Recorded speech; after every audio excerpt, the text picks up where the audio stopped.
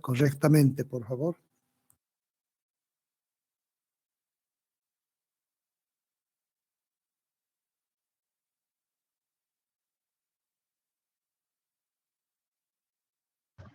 Buenas tardes, doctor. Sí se escucha y se ve.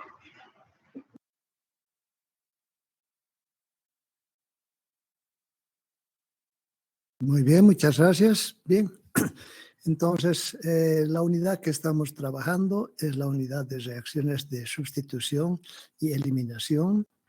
Y hasta el momento ya hemos visto lo que son las reacciones de sustitución y particularmente en el caso de la sustitución nucleofílica alifática de orden 2, la llamada SN2, en la que participa un sustrato, un nucleófilo y el conjunto de reactantes que deben colisionar para pasar por un estado de transición único y llegar a formar el producto.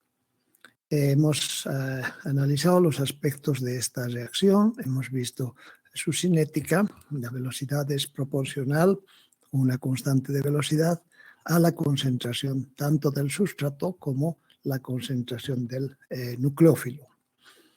Hemos visto el mecanismo que indica de que el nucleófilo debe aproximarse por la parte posterior del carbono que tiene el grupo saliente con la respectiva inversión en este carbono, inversión en la configuración de ese carbono, que se puede apreciar cuando se trata de un carbono quiral. Luego vimos aspectos sobre el grupo saliente, cuáles son los grupos salientes buenos, los halógenos, porque cuando se desprenden del sustrato tienen una carga negativa, de ese modo completan su octeto y en el orden el ioduro es mejor grupo saliente que el bromuro, que el cloruro. El fluoruro no es un grupo saliente puesto que tiene un enlace muy fuerte con el carbono y no es posible entonces emplear fluoruros para hacer esta sustitución nucleofílica alifática. Habíamos hablado sobre el nucleófilo también, que el nucleófilo tiene una fuerza, la nucleofilicidad, y que esto depende de si está cargado o no está cargado y cuál es el átomo en realidad que va a ser el que va a actuar como nucleófilo. Entonces vimos que los nucleófilos cargados son mucho más fuertes que los nucleófilos neutros. También veíamos de que la nucleofilicidad aumenta para un mismo grupo en la tabla periódica. Es decir, que por ejemplo un nucleófilo con oxígeno como OH- es menos fuerte que un nucleófilo con azufre. El azufre está en el mismo grupo debajo del oxígeno en la tabla periódica y ese H- es mucho más nucleófilo que OH-. En los grupos salientes, aparte de los halógenos, vimos también los sulfonatos, que son 4 en realidad, el tosilato, mesilato, brosilato y triflato. Entonces tenemos con esto un conjunto de grupos salientes buenos que deben estar en el sustrato para hacer esta sustitución nucleofílica con una rapidez razonable. Hemos analizado al sustrato mismo, donde se estudia el aspecto estérico, el impedimento estérico en el entorno que tiene el carbono que lleva al grupo saliente. Hemos visto de que un carbono solamente es el sustrato que es de mayor rapidez en esta reacción. Luego el sustrato primario, donde el grupo saliente está sobre un carbono primario, y este también es bastante rápida en esta reacción SN2.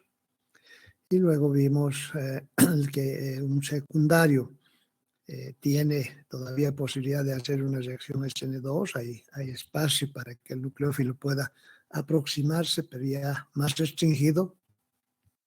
Y finalmente, un sustrato terciario está tan impedido que no logra realizar la sustitución nucleofílica por este mecanismo SN2 de ataque del nucleófilo por la parte posterior.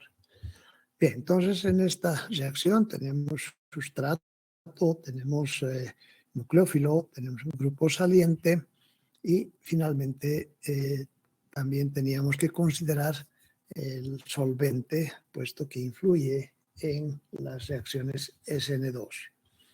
Nos hablábamos de solventes polares y solventes apolares. En esta reacción no se consideran los solventes apolares, puesto que los nucleófilos generalmente van a estar bajo forma de sal y los solventes apolares no disuelven entonces a uno de los reactantes.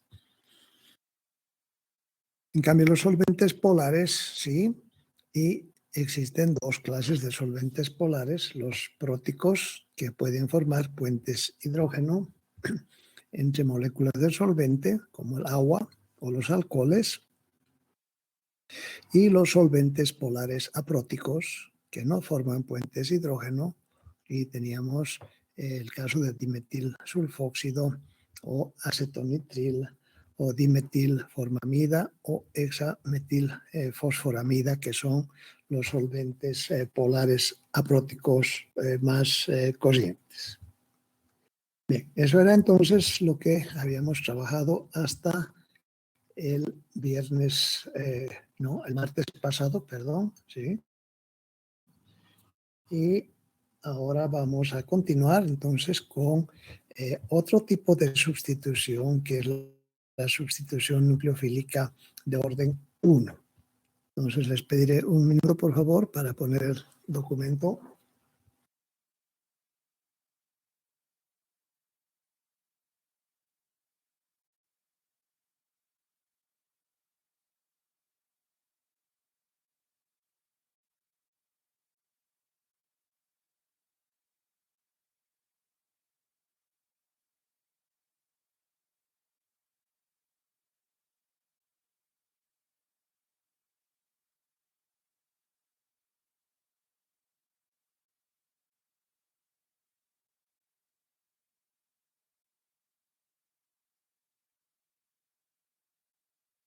Bien, esta es la diapositiva que nos muestra el rol del solvente en las reacciones SN2. Y tenemos solventes polares próticos y solventes polares apróticos. Entonces, acá están los principales apróticos: dimetilsulfóxido, DMSO, acetonitril, dimetilformamida, abreviado DMF, hexametilfosforamida, abreviado HMPA. Bien, entonces era conveniente emplear un solvente polar aprótico, puesto que el solvente polar prótico va a rodear al nucleófilo y de ese modo va a impedir que actúe en su fuerza que tiene como nucleófilo, además de bajar la energía del nucleófilo por esta solvatación, lo cual hace que la energía de activación de la reacción SN2 aumente y por lo tanto la velocidad sea menor, sea más lenta. En cambio, los solventes polares apróticos tienen la particularidad de solvatar únicamente los cationes selectivamente y los nucleófilos que son o neutros o cargados con una carga negativa no son solvatados por estos solventes y entonces van a tener más bien una energía mayor que va a permitir una energía de activación más pequeña y van a favorecer entonces al producto, a la formación del producto, van a hacer que la velocidad de la reacción sea mucho más rápida, más efectiva. Entonces un solvente recomendado para una reacción SN2 será un solvente polar aprótico.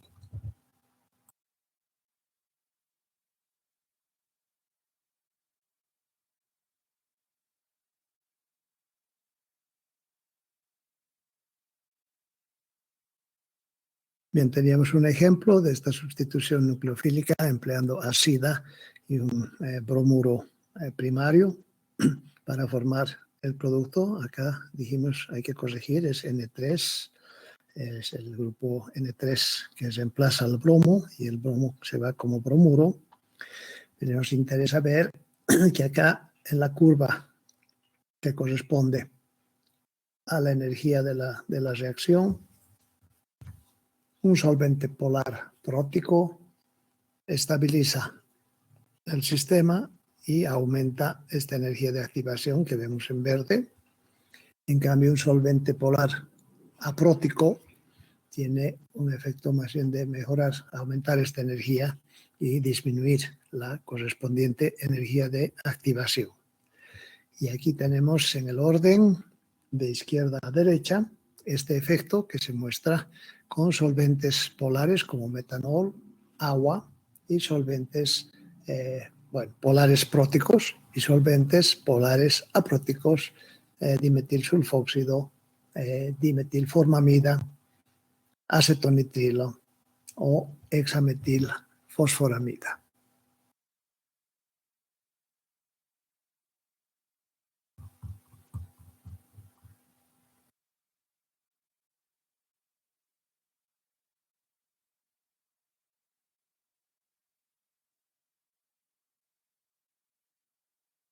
Bien, entonces vamos a pasar al tema de las reacciones SN1.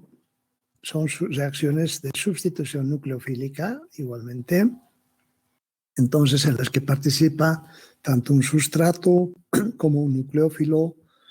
También tendremos un grupo saliente y posteriormente veremos cómo el solvente afecta también a la velocidad de esta reacción. Entonces, SN1 es la abreviación de sustitución nucleofílica de orden 1, puesto que la cinética de esta reacción es una cinética de primer orden, es unimolecular, donde la velocidad de la reacción es directamente proporcional a la concentración del sustrato exclusivamente. En esta expresión de la velocidad no tenemos el nucleófilo, entonces la concentración del nucleófilo no interviene, no influye en esta velocidad. Lo cual permite manejar esta concentración. Podemos tener un nucleófilo más concentrado, menos concentrado, no va a tener efecto porque no participa en lo que es la expresión de la velocidad de esta reacción.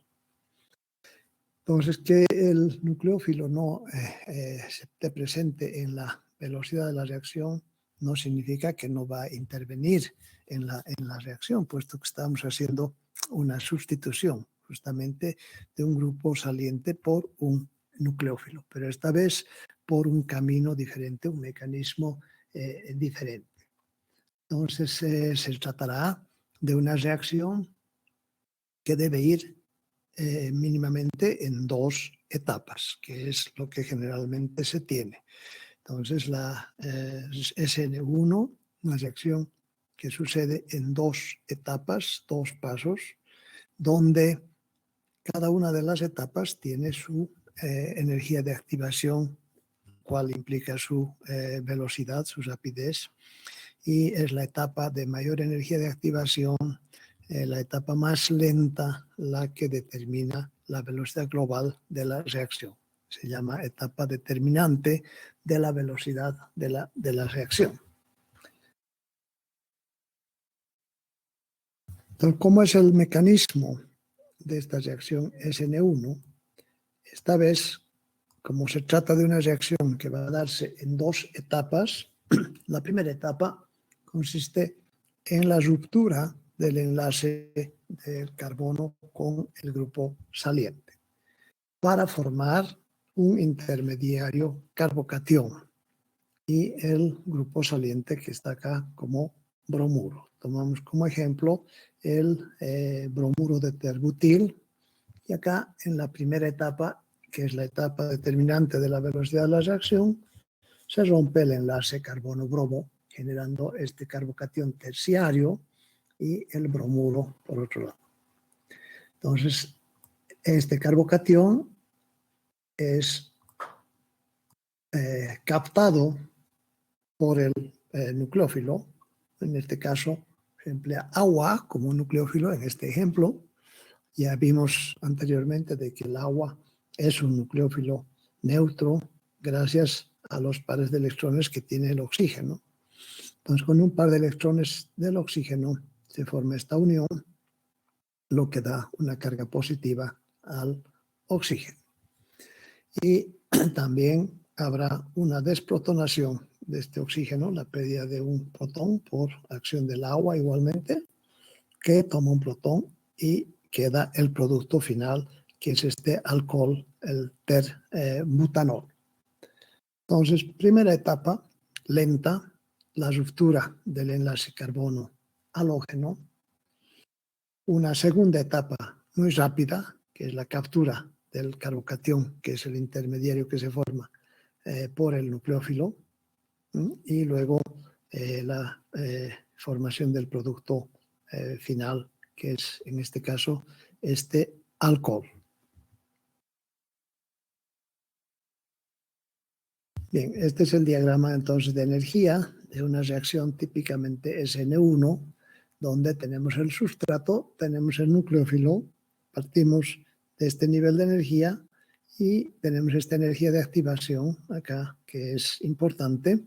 Pasamos por un primer estado de transición, llegando a un intermediario que es el carbocatión y el grupo saliente acá como X-. La segunda etapa es una etapa rápida con una energía de activación muy pequeña, por eso es una etapa muy rápida, y esto nos lleva a la formación del producto final, donde el nucleófilo ha reemplazado al grupo X. Bien. Entonces, esta curva nos muestra las dos etapas, un segundo estado de transición acá, y el mínimo en este punto, que corresponde al intermediario tipo carbocatión. Es un carbocatión. Bien, entonces esta reacción SN1 va a depender de la formación de este intermediario carbocatión, con qué rapidez se puede formar. Es decir, que cuando partimos del sustrato vamos a llegar a este intermediario carbocatión. Va a ser con una energía de activación en lo relativo moderada, va a ser muy grande o va a ser pequeña para la facilidad de formación del carbocatión. Entonces vamos a encontrar este conjunto de carbocationes que van desde el carbocatión metil, CH3+, hasta el carbocatión terciario con 3 grupos alquil, que está acá. Y sabemos que los carbocationes tienen una estabilidad que va aumentando a partir del carbocatión metil hasta llegar a un carbocatión terciario, sabiendo que un carbocatión secundario es menos estable que un terciario. A su vez, un secundario es más estable que un primario.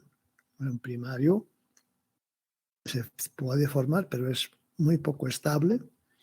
Y un primario es muchísimo más estable que el metil, ¿no? Pero también hay otros efectos como el doble enlace vecino, que hace un carbocatión alílico y que le da una estabilidad mayor a la de un carbocatión primario, aproximadamente igual a un carbocatión bencílico, que es el que se forma en un carbono vecino a un anillo aromático. Y de todos modos, estos siempre más o menos como un secundario, pero menor que un terciario.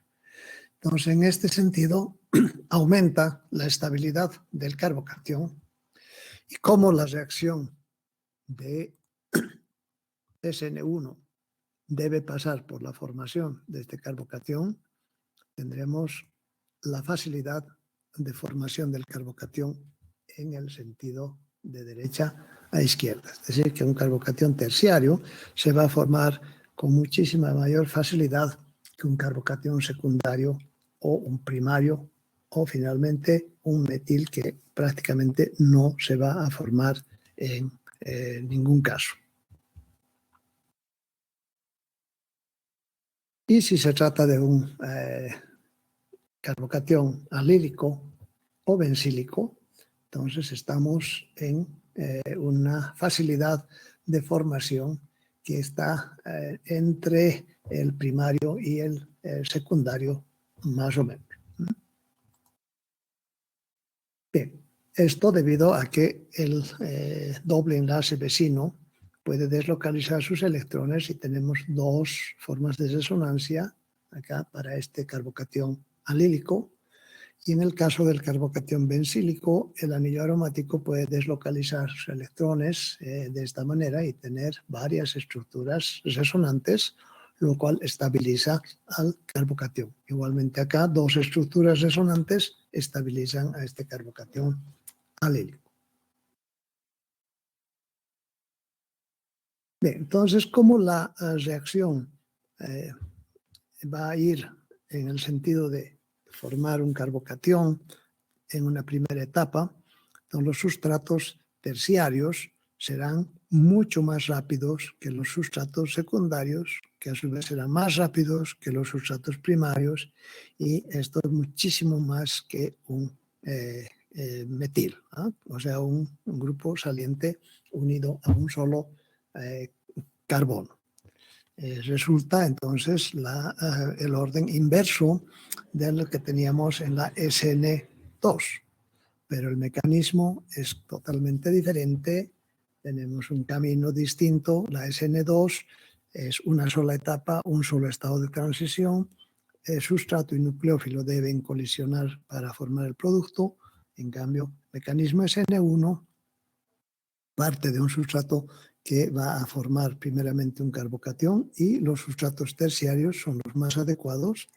Y sabemos que un sustrato terciario no puede realizar una sustitución nucleofílica por el mecanismo SN2, entonces será mucho más fácil que se rompa el enlace carbono-grupo saliente en una primera etapa, que de todas maneras es lenta en lo relativo y determina la velocidad de toda la reacción, pero en sustrato terciario se va a formar esto con mayor facilidad. Y luego, en la segunda etapa, que es rápida, vendrá el nucleófilo a unirse al carbocatión. Y esto se va a observar cuando tengamos la consideración de la estereoquímica de la reacción. Y esa estereoquímica se aprecia cuando se tiene sustratos con carbonos quirales, carbono que lleva al grupo saliente. Entonces, en este ejemplo tenemos esta molécula, el grupo saliente es el halógeno, el cloro, y el nucleófilo, el agua. Entonces, si se pone a reaccionar esta molécula con agua, entonces el nucleófilo primeramente es un nucleófilo débil. Segundo, el sustrato es un sustrato terciario fuertemente impedido estéricamente para que el nucleófilo se aproxime por la parte posterior. Entonces, esta reacción va a seguir un camino SN1, donde primeramente va a suceder la ruptura del enlace carbono-cloro y se forma este carbocatión, que es una estructura plana. Estos tres grupos están en un plano y este es el orbital 2p vacío del carbocatión que se forma, y el nucleófilo va a tener la posibilidad de unirse a este carbocatión por dos caras, tanto por arriba como por abajo, con la misma probabilidad, dando como producto entonces una mezcla de este alcohol si se une por arriba o este alcohol si se une por abajo. Y como este es un centro quiral, si vemos ambas moléculas y trazamos una línea que hace de espejo, encontraremos que esta es una imagen de esta otra. Es decir, que estamos formando una mezcla racémica. Tenemos enantiómeros que se forman en la misma proporción, pero vean que estamos partiendo de una molécula quiral 100% pura y llegamos a una mezcla racémica. Entonces, comparando con la reacción SN2, habíamos visto de que la SN2 hace una inversión en la configuración y aunque tengamos la posibilidad de 2 enantiómeros, solamente se forma uno de ellos. En cambio, en la reacción SN1 tenemos otro mecanismo, otro camino de reacción que implica la formación de un intermediario plano que puede ser capturado por el nucleófilo por un lado o por el otro, dando como producto una mezcla racémica.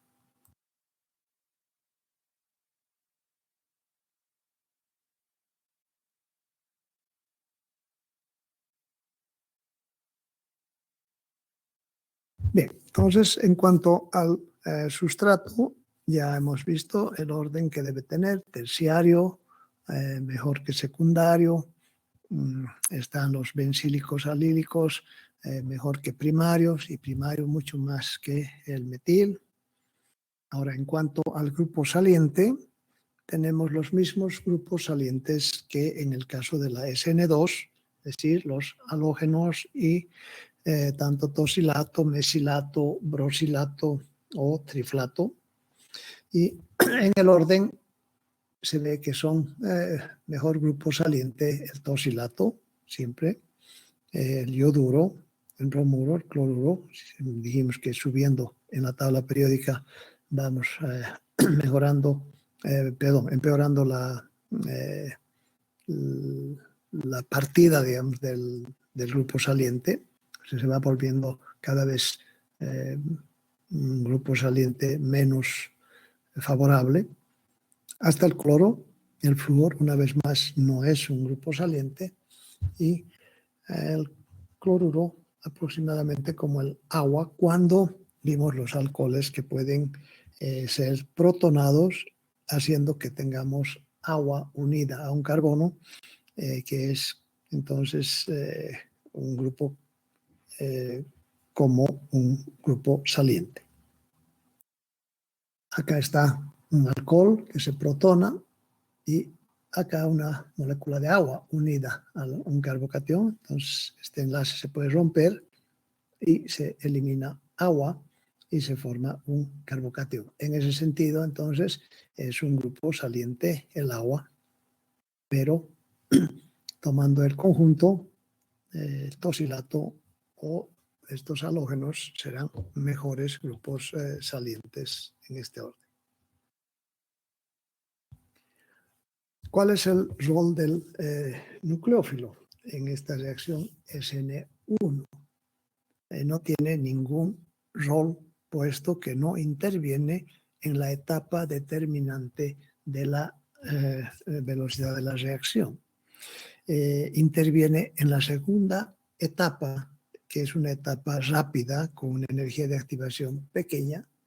Y entonces, que el nucleófilo sea un buen nucleófilo o sea un nucleófilo débil, no va a tener ningún efecto en cuanto a la velocidad de la reacción, porque la velocidad está dependiendo en la rapidez de ruptura del enlace carbono-grupo saliente, y el nucleófilo estará a la espera entonces de que esto suceda, y una vez que el enlace carbono-grupo saliente se ha roto, entonces el intermediario carbocatión está disponible para que el nucleófilo se una por una cara o por la otra.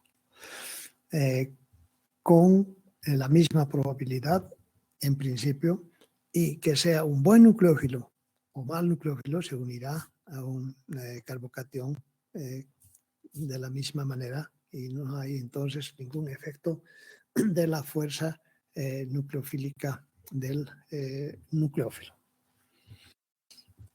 Aunque en la parte estereoquímica indicamos de que 50% de un enantiómero, 50% del otro enantiómero, hay que considerar de que eso no es exactamente de ese modo, puesto que el momento en que se ha roto el enlace carbono-grupo saliente, debe haber un tiempo que permite el alejamiento del grupo saliente para que ese lado del intermediario pueda ser accesible por el nucleófilo. En cambio, el lado posterior de este intermediario está totalmente libre. El grupo saliente no está de ese lado. En el lado opuesto se encuentra, si ponemos este ejemplo, el cloro se separa del carbono y se está alejando.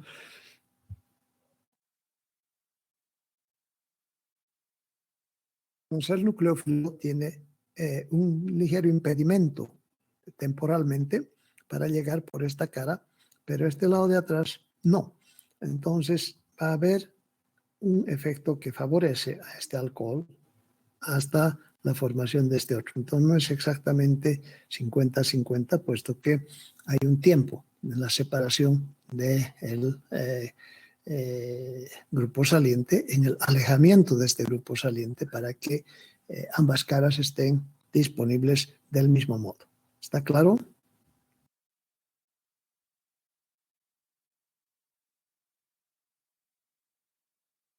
Sí, doctor, está claro.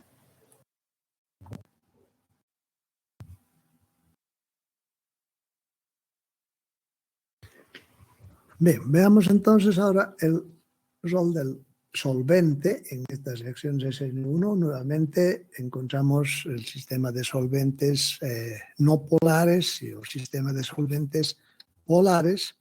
Entonces, cuando hablamos de solventes no polares y queremos formar intermediarios que son cargados, como los carbocationes, se va a ser no útil un solvente apolar. Entonces, trabajaremos también con solventes polares y nuevamente encontraremos que los solventes polares pueden ser próticos o apróticos, y esta vez los solventes polares próticos van a favorecer la SN1.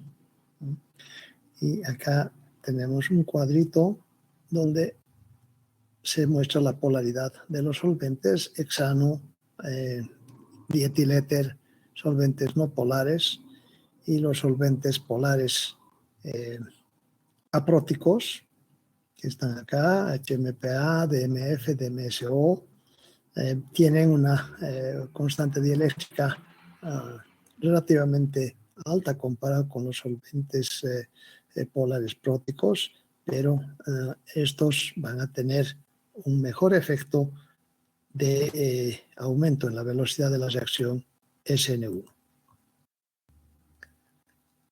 Puesto que el solvente va a poder solvatar el carbocatión, también el anión, cuando está como grupo saliente, y alejarlo entonces del carbocatión, y de ese modo favorecer esta reacción. Tenemos acá en etanol la reactividad relativa de 1, en una mezcla 40% de agua, 60% de etanol, 100 veces más rápida. Cuanto más agua en porcentaje tengamos, más rápido, y en agua 100%, 100.000.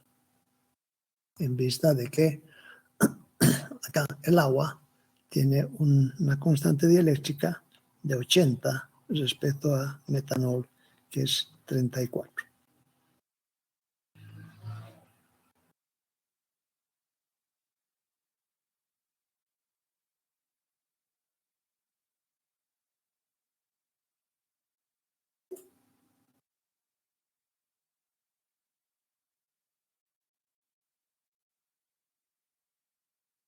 Bien, este efecto del solvente, entonces vamos a poder observar en la curva de energía de una reacción SN1. Vemos acá con un solvente no polar, tendríamos esta curva en color violeta. Un solvente polar va a hacer que esta energía de activación sea mucho más pequeña y estamos llegando a un intermediario que directamente nos dará el producto.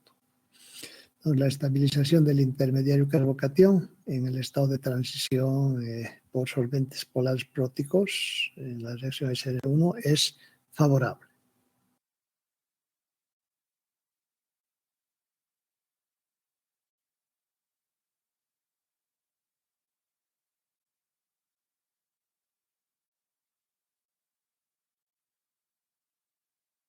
Bien, vamos a visualizar algunos videos, por favor, en este momento, que nos van a complementar, apoyar en esta parte que hemos ido trabajando.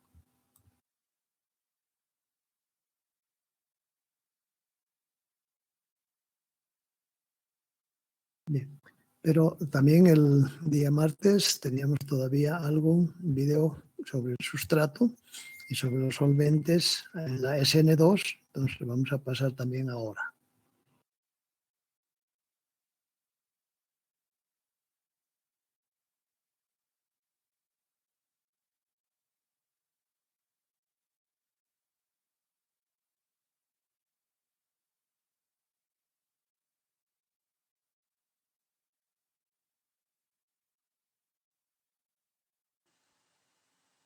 En este punto 8 sobre la teoría de reacciones de sustitución vamos a ver la importancia del sustrato en la SN2. La SN2 requiere un sustrato adecuado para que tenga lugar y la forma del sustrato hará que la reacción transcurra más rápido o más lento.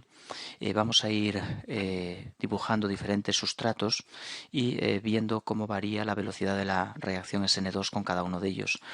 Así, por ejemplo, si partimos del bromuro de metilo y le añadimos un nucleófilo como yoduro, el yoduro atacará por el lado opuesto al bromo con pérdida del grupo saliente del bromo para generar el yoduro de metilo correspondiente. Esta reacción va a ser rápida, puesto que el nucleófilo ataca sin problema, choca sin ningún problema con el carbono que tiene el bromo, ya que la zona por la que se tiene que aproximar no está rodeada de grupos voluminosos que impidan al yoduro acercarse. Sin embargo, si pasamos al yoduro de etilo, vemos que la situación cambia ligeramente, puesto que en este caso ya no solo hay 3 hidrógenos en la zona de aproximación del yodo, sino que nos encontramos con un metilo. Y el yoduro, al aproximarse al carbono del bromo, al carbono alfa, se va a encontrar con este metilo y en muchas ocasiones chocará contra él saliendo rebotado, de manera que no va a conseguir atacar al carbono alfa. La reacción SN2 se va a ver su velocidad disminuida debido a este metilo. Este metilo ejerce un impedimento estérico debido a su volumen que hace que la velocidad de la SN2 disminuya. Hablamos en este caso de un sustrato primario. El de arriba es un bromuro de metilo y aquí cuando el carbono alfa lleva una cadena partiendo de él, en vez de 3 hidrógenos lleva 2 hidrógenos y una cadena, hablamos de un sustrato primario. Voy a dibujar un modelo molecular para que se pueda observar el diferente tamaño que presenta el metilo con respecto a los hidrógenos. Esto hace que el yodo tenga más dificultades para atacar al carbono alfa, al carbono del bromo. Vamos a seguir dibujando sustratos en los que vamos a ir cambiando los hidrógenos del carbono alfa por cadenas, por metilos. Aquí tenemos el bromuro de isopropilo, en el que del carbono alfa parten 2 cadenas, por tanto se trata de un carbono secundario. Le vamos a añadir de nuevo yoduro, el yoduro atacará sacando el bromo y formando el yoduro de isopropilo. ¿Qué le ocurre a la velocidad de la reacción SN2 comparada con las anteriores? Pues su velocidad disminuye aún más debido a el volumen ocupado por esas cadenas, por esos metilos, que hacen cada vez más difícil que el yodo pueda acercarse al carbono y chocar contra él. la reacción disminuye de forma importante su velocidad. Hablamos en este caso de un sustrato secundario. Y si reemplazamos el tercer hidrógeno de ese carbono alfa por una nueva cadena, por otro metilo, el yoduro ya es incapaz de atacar al carbono. La reacción no se observa. El volumen ocupado por esas 3 cadenas hace que sea imposible que el yodo pueda acercarse al carbono. No es posible ni el ataque dorsal ni tampoco un ataque frontal. De manera que un sustrato terciario, carbono alfa rodeado de 3 cadenas, no va a reaccionar en el mecanismo SN2. Un modelo molecular para ver mejor el gran volumen ocupado en torno al carbono alfa por los 3 metilos, que va a impedir el ataque del yoduro. Por tanto, la SN2 transcurre a gran velocidad con sustratos en los que el carbono alfa no tenga sustituyentes, por ejemplo el bromuro de metilo, va a ser donde la reacción es más rápida. Un carbono alfa con un metilo también se llama primario, bueno, un metilo o una cadena carbonada se llama primario, y la velocidad de la reacción SN2 disminuye, aunque también reacciona de forma rápida. En los sustratos secundarios la reacción ya se ve afectada seriamente por los impedimentos estéricos, baja de forma importante su velocidad, y en el terciario la reacción ya no tiene lugar. Existen otros factores que también influyen en la velocidad de la SN2, por ejemplo. Podemos citar, aunque aquí no lo tuve en cuenta, pero podemos considerar comparar la velocidad de unas reacciones de tipo SN2, por ejemplo, entre el 1-bromopropano y, por ejemplo, el 2-metil-bromopropano, y un último sustrato que es el 2,2-dimetil 1-bromopropano. Si a estos sustratos les añadimos el mismo nucleófilo en idéntico disolvente, vamos a observar que a medida que vamos bajando en esta lista de reacciones, la velocidad de la SN2 se ve afectada y disminuye.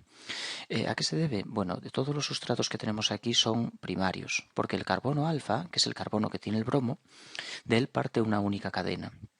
Sin embargo, el carbono beta, el siguiente, llamado carbono beta, en el caso de arriba tiene un metilo partiendo de él. En el caso de abajo, el carbono beta, en el del medio, tiene un isopropilo, y en este último tiene un terbutilo, ese carbono beta. Es decir, las cadenas que parten de ese carbono beta pues aumentan. De un metilo pasamos a 2 y a 3. A esto se le conoce como una ramificación en el carbono beta. La ramificación en el carbono beta disminuye la velocidad de la SN2, aunque no llega a pararla completamente, puesto que en todos los casos el carbono importante sobre el que ataca el nucleófilo es un carbono primario. La reacción tiene lugar con todos los sustratos, pero va disminuyendo su velocidad según vamos ramificando el carbono alfa. Según vamos ramificando el carbono beta. La disminución es muy drástica, la disminución de velocidad, cuando ramificamos el alfa. Las ramificaciones en alfa, es decir, el pasar de un sustrato de metilo a uno primario, a uno secundario, a uno terciario, baja de forma muy importante la velocidad.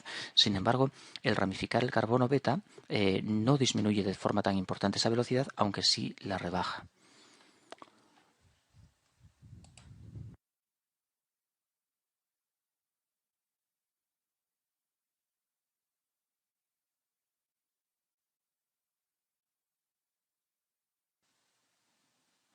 En el punto 9 de la teoría sobre reacciones de sustitución nucleófila bimolecular, vamos a ver el último factor que influye sobre estas reacciones, que es el disolvente. Tanto el sustrato como el nucleófilo deben estar disueltos en una tercera sustancia, y esta sustancia, por supuesto, debe cumplir que sustrato y nucleófilo sean solubles en ella y que permita que la reacción transcurra lo más favorablemente posible. Vamos a hacer primero una clasificación de los disolventes. Los disolventes se clasifican en dos familias, próticos y apróticos. Los disolventes próticos se caracterizan por formar puentes de hidrógeno. Son disolventes capaces de formar enlaces de hidrógeno, como por ejemplo el agua, los alcoholes, el ácido acético. Los apróticos, por su lado, no van a formar enlaces de hidrógeno. Y tenemos dos tipos de disolventes apróticos, los polares y los apolares. Dentro de los apróticos polares tenemos moléculas como la propanona, el DMF, DMSO, THF, el éter. Cuando hablamos de éter solemos referirnos al éter dietílico. Y los apolares son disolventes como benceno, tolueno, hexano, octano, etc. Si dibujamos algunas de estas moléculas veremos las diferentes características que tienen. Por ejemplo, voy a pintar aquí la molécula de propanona. La molécula de acetona es una molécula que no puede formar puentes de hidrógeno, puesto que carece de enlaces carbono-hidrógeno, pero sí presenta una polaridad en el enlace carbono-oxígeno, delta menos sobre el oxígeno, delta más sobre el carbono. Ahí aparece un momento dipolar que convierte esa molécula en polar. Por ejemplo, el DMF es la dimetilformamida. La dimetilformamida es una amida con dos metilos sobre el átomo de nitrógeno y también presenta una polaridad importante, delta más sobre el carbono y un delta menos sobre el oxígeno y también sobre el nitrógeno. También tendría polaridad negativa. Hay un momento dipolar también neto que convierte esa molécula en polar. O, por ejemplo, el DMSO es el dimetilsulfóxido, es un disolvente cuya estructura, voy a dibujar la estructura más favorable de la molécula. Dimetilsulfóxido, voy a representar los dos metilos que tiene el azufre partiendo de él, y también presenta un delta menos más sobre el azufre y un delta menos sobre el oxígeno, de manera que de nuevo aparece un momento dipolar. O el THF, tetrahidrofurano. El tetrahidrofurano es el furano saturado y también tiene polaridad. O el éter, cuando hablamos de éter, aunque es una familia de compuestos orgánicos, nos referimos al éter dietílico, al dietiléter.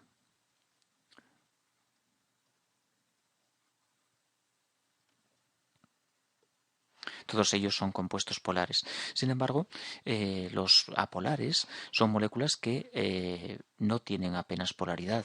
Una molécula como el benceno carece de polaridad, puesto que los enlaces son carbono-carbono y carbono-hidrógeno, de muy escasa polaridad. Moléculas como el tolueno, como el hexano, el hidrocarburo de 6 carbonos, 1, 2, 3, 4, 5, 6, solo presenta enlaces carbono-hidrógeno, carbono-carbono, y por tanto son moléculas apolares. Arriba tenemos las moléculas polares y abajo tenemos las apolares.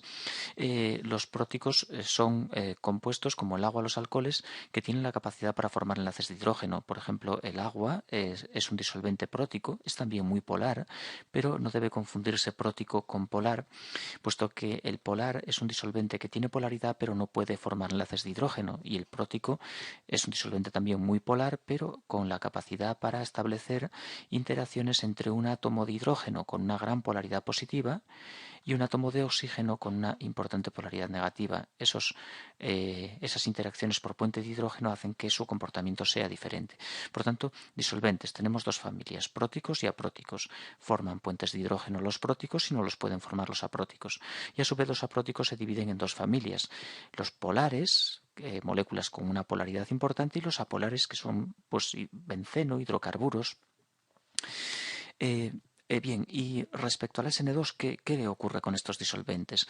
Bueno, pues la SN2 es una reacción que requiere del ataque de un nucleófilo que tiene que va a ser una especie con pares solitarios e incluso muy probablemente una especie cargada, que debe atacar a un carbono polarizado positivamente de un sustrato. Los puentes de hidrógeno que establecen los disolventes próticos con el nucleófilo van a disminuir de forma importante su nucleofilia. La interacción del hidrógeno polarizado positivamente de las moléculas de agua con los cloruros hacen que esos cloruros se muevan muy mal por el medio de reacción. La difusión de ese cloruro es difícil en moléculas de agua, y esto se aprecia en la velocidad de la SN2, que cae de forma muy importante. Los disolventes próticos son muy buenos disolviendo especies polares, como los sustratos que habitualmente se emplean en la SN2 y los nucleófilos, que habitualmente son especies iónicas, de manera que son muy buenos disolventes los próticos en la SN2. Pero ¿qué problema tienen? Rodean el nucleófilo y impidiéndole difundir por el medio de reacción y ralentizando mucho la reacción SN2. Por tanto, sería conveniente en la SN2 irnos a disolventes apróticos. Y de los dos que tenemos, ¿cuál elegimos? Pues el apolar tiene un problema. Las especies polares no disuelven en disolventes apolares. La SN2 emplea un sustrato muy polar y un nucleófilo que es incluso iónico. Por tanto, el disolvente apolar no cumple su misión, no disuelve.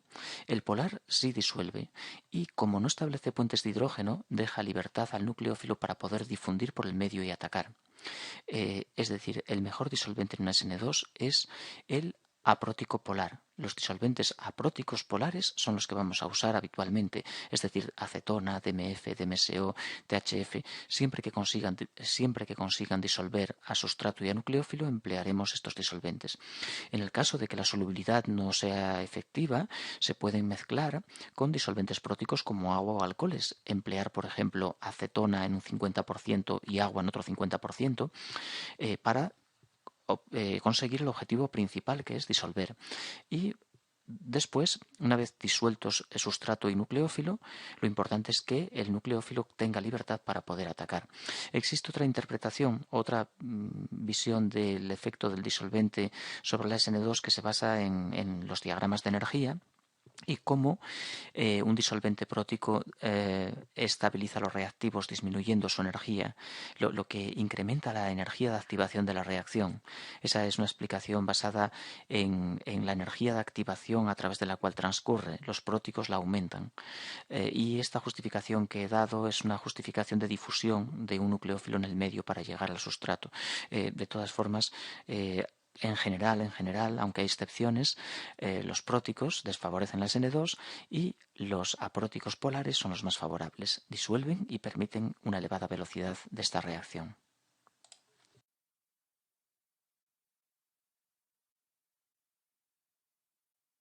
Bien, hasta acá entonces hemos visto los videos correspondientes de cómo se comporta un solvente en la reacción SN2 y también cuáles son las características del sustrato en la SN2. Para terminar hoy día vamos a ver algo sobre la SN1.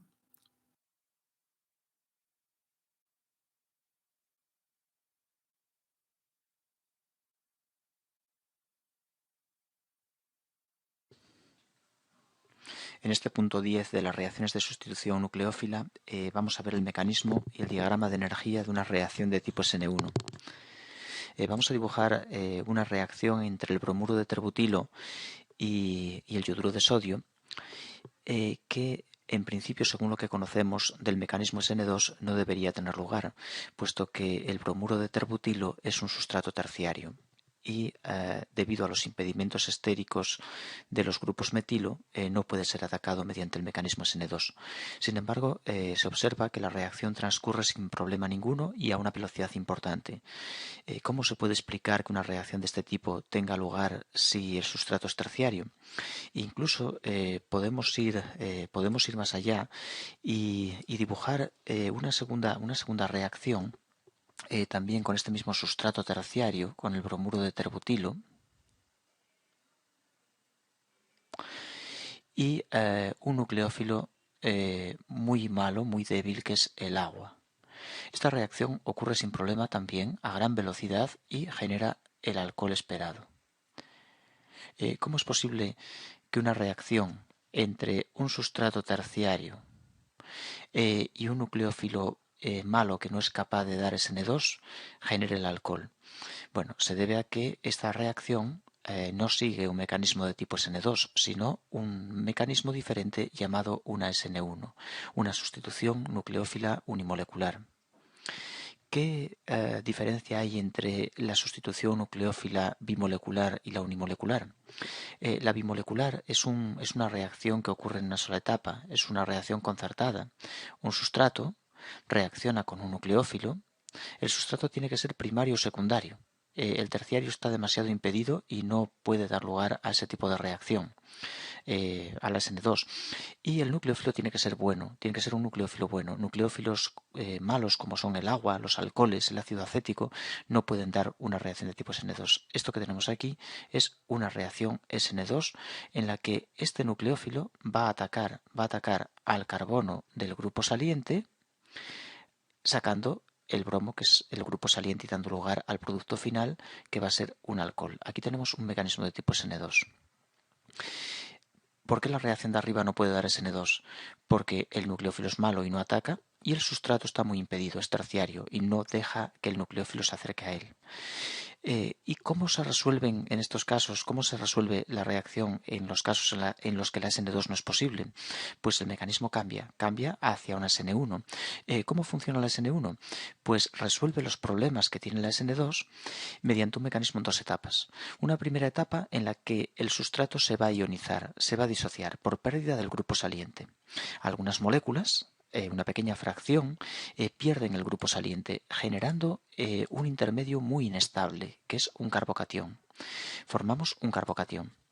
Este carbocatión es muy reactivo, de manera que le pueden atacar nucleófilos tanto buenos como malos. Un nucleófilo como el agua es capaz de capturar este carbocatión para dar el alcohol final. Y además el carbocatión, son planos, los carbocationes son planos, los 4 carbonos que tenemos aquí dibujados se sitúan todos ellos, se localizan todos ellos en el mismo plano, presenta dos caras perfectamente accesibles para el nucleófilo. El nucleófilo puede atacar por arriba o por abajo sin problema ninguno. Es decir, el carbocatión resuelve los impedimentos estéricos que tiene el sustrato de partida.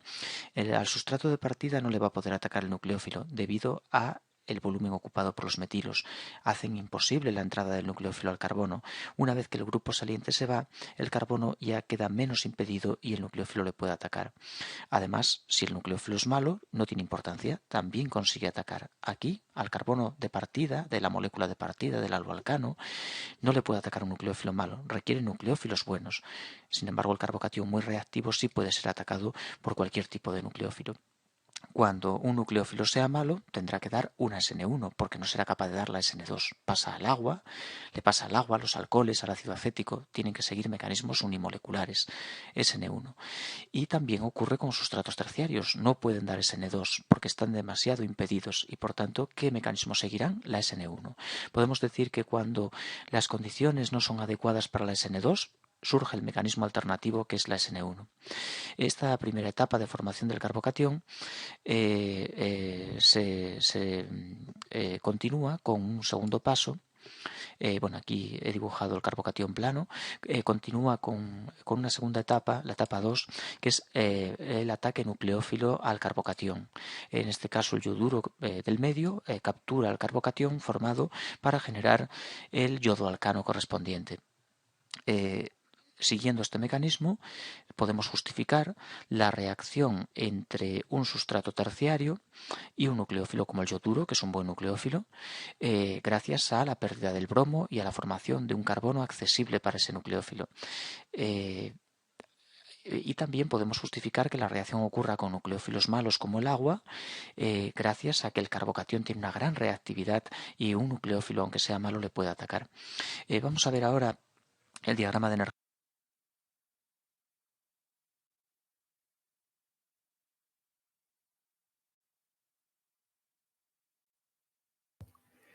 Bien, entonces hasta acá, en este video, vemos la generalidad del mecanismo SN1, que es diferente del SN2, está explicado acá con ejemplos. Y mañana vamos a continuar con lo que corresponde al diagrama de energía de esta reacción en este mismo video. Y continuaremos posteriormente con las reacciones de eliminación E2 y eliminación E1. Entonces, por hoy nos vamos a quedar en este punto, esperando que esto haya sido claro para ustedes y les sirva como complemento en el caso de darles este apoyo de estos videos. Bien, entonces, sin más, voy a despedirme de ustedes, deseándoles que pasen una buena tarde, cuídense mucho, trabajen bien y mañana.